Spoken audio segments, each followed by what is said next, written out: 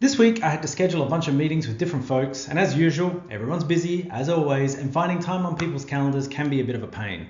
So this time around I decided to take a bit of a shortcut and ask Copilot in Outlook, and that involved going into Outlook, hitting the Copilot button and asking it in very natural language, just find me time with Jared and Norm. So I had to think about it for a bit, and then it came back with a suggestion and a draft email invite ready to go, which I could then hit edit on, and I can pull up the meeting invite and start editing it.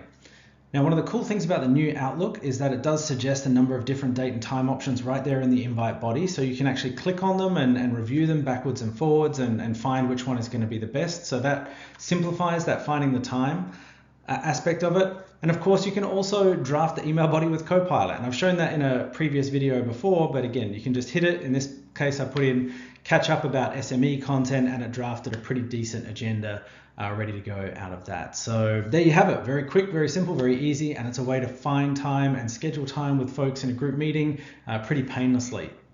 By the way, some of you might have noticed my nice cherry blossom in DC background there, and that's actually from another new AI and Copilot feature in Outlook, which is an AI generated background. So you can get to it from your settings, and you can go to appearance, and then you can select an AI theme or a Copilot theme. And you can see here, you can choose things like the location or the weather, which city it is, what sort of style, whether it's realistic or it's like a cartoonish, and how often it refreshes. So it's not something that's quite worthy of its own Copilot video, I think, for this series, but just a bit of extra fun. Since it was up there on the screen, I thought I'd mention it, and it's definitely worth checking out.